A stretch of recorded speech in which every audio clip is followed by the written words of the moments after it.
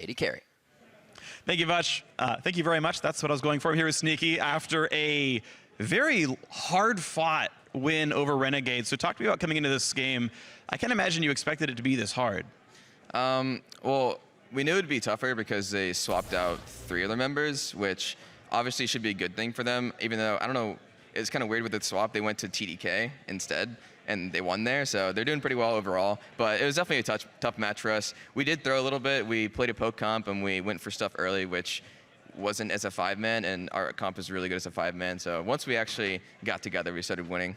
So too aggressive early on, got punished for it, finally kind of recollected. I want to talk about the fact that you guys went for a poke comp, because of course that's part of Champ Select. First ban Jhin came out here. I feel like at some point you're going to have like a feud with Reckless over who's the best Jhin, and you may just never get to play him. It's a sad time. Instant ban Jhin. I mean, I do only play him in solo queue, so it's kind of warranted. I hope I can whip it out and maybe outperform Reckless with Jhin. It would be a good time, because I really love playing him, and he's a really sweet champ. He probably would have fit pretty good in that comp too with poke. All right, so maybe you'll get to play it at some point down the line. We're going to hope for playoffs we get to see Sneaky's Jhin. You can prove that NA is greater than EU or something. Okay, so moving on then, you've got only a few games left in the season. Playoffs are coming in soon. Do you feel like you guys are ready to take over NA, qualify for MSI, or is there still work to be done? There's definitely still some work to be done. Obviously, our game wasn't flawless in the slightest, so we need to just keep on working with what we're doing. We did have a 2-week break, which helped us out a bit, even though the first week it was like rotating who was sick. Like Jensen was sick, and then Hai was sick again, so we lost a bit of practice there, but I think we should be good to go, just prepping for these next 2 weeks and then playoffs. Was there anything special about those 2 weeks? Obviously, other than people being sick, was there like, do you practice differently when you have that much time? Well, you do have a lot more time to just try out a bunch more champions instead of just sticking to kind of what you're going to play this weekend. So it's a little bit beneficial. I don't know if there's a break between the end of the season and playoffs, so maybe we have that again where we can just explore a bit more. So it's a bit beneficial, yeah. Cool. Well, hopefully we see some more exploration before playoffs. Sneaky, congrats on the win. Thanks for the interview. And I'm going to send it down to the analyst desk. Thank you very much, Freak. Exactly right. 57-minute game. Probably not expected by anybody in a Cloud9 Renegades matchup.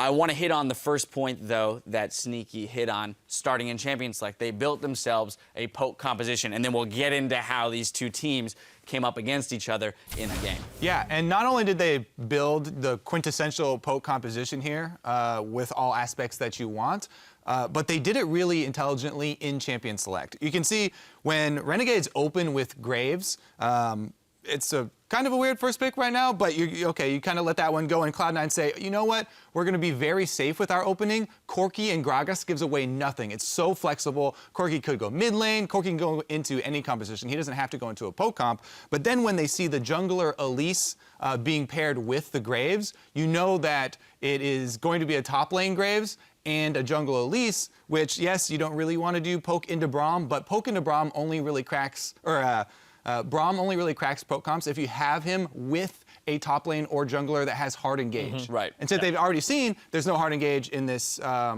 Graves plus Elise, then they feel confident to fill out the rest of their poke comp with the Trundle, even though not the best matchup in a 1-versus-1. They're picking for the composition there. Plus they have the Black Shield on Hai, Morgana, which was crucial as well. Yeah, and that poke comp actually outscales. So the team composition that Renegades ended up having is one that doesn't have engage and it's mid-game focused, and they want to really close out then. We didn't really see them actually go for the split push with double TP at all, and they just kept trying to group up and try to make things happen, but it's really hard to siege against the poke comp. Yeah, it actually made for a really exciting mid-game where you have these artillery wars of Kog'Maw sped up by Zillion and these Zillion bombs flying everywhere, and that's kind of Renegade's offense is Priest running at you very quickly on Kog'Maw with W active, but then the poke is coming back the other way, so it's pretty much all ranged wars. Yeah. And that was when it really got hectic, was in that mid-game. Cloud9 game picked off in side lanes. And crazy amounts of timing around Zillion ults. We saw Sneaky landing a couple clutch spells, as well as even,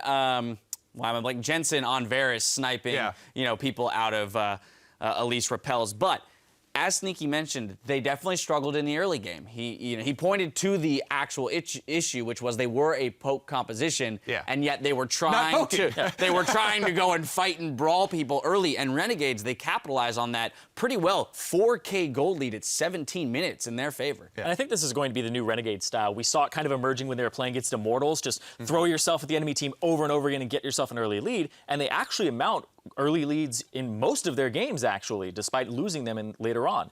And I think adding Seraph and Ninja, who are both really just skirmish-focused players in terms of a stylistic sense, this is going to be how the Renegades look for the remainder of the season. Yeah, they continue to lose, but they continue to show glimpses of good things, right? Glimpses of improvements here from Renegades. And this was an extremely close game, and they were able to push their early lead pretty well until that mid game.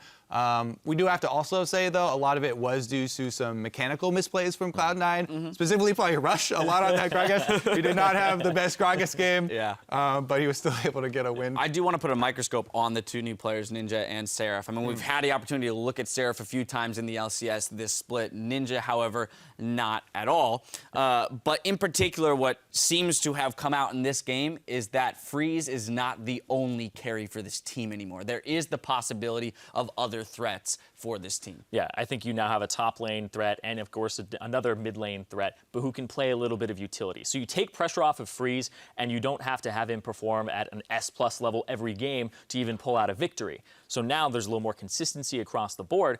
And then also the new guy, Seraph, in the top lane for them, he contributes to shot calling, which takes more pressure off of Crumbs. So you're relieving both Freeze and Crumbs with these two new members who pick up some of the slack, and it allows Renegades not to have to focus on so many things, because even Crumbs was playing better for that early and mid-game portion of the game, and you can see that it definitely helped them out. Yeah, I definitely agree. You know, having someone who can split push, I mean, you don't have to split push every game, but having someone with that ability is crucial right now in the meta, and Seraph does bring that to Renegades, which has definitely been an improvement for them. Lastly, let's turn an eye towards Cloud9 once again, in the fact that at the very beginning of the show, we looked at their strength of schedule. They have the easiest last 4 games of the top 4 teams, and this game should have been the easiest of those games, given that Renegades is in last place, and yet it went to 57 minutes. I mean, the guys at the desk touched on it.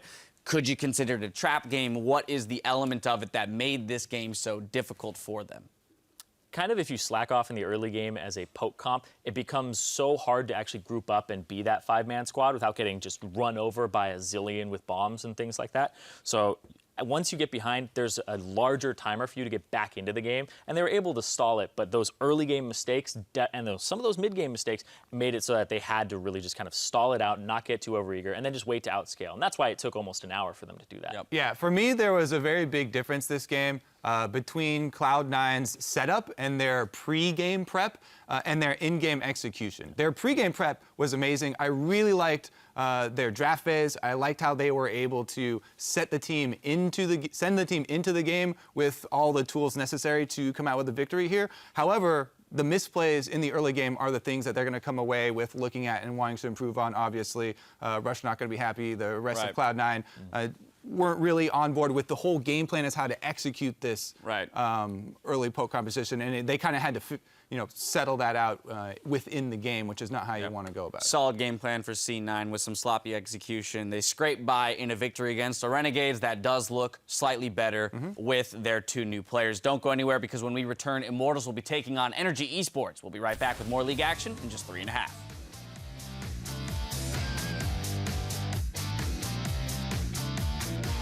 Looks like that pressure's lost now, but they're under Rush. This looks like it could be first blood, and it actually is going to go over to Hakuo. Cloud9 is towards the bot lane fight. Rush hits Freeze back. He just came up. Kog'Maw goes back down. Base, Chain of Corruption goes out, locks down basically the entire team. Crumbs forced to flash. He gets a flash over the wall from Jensen. Goes down the eyes of Sneaky. He's putting damage on it. Cloud9 coming back in this one with 100K in the bank.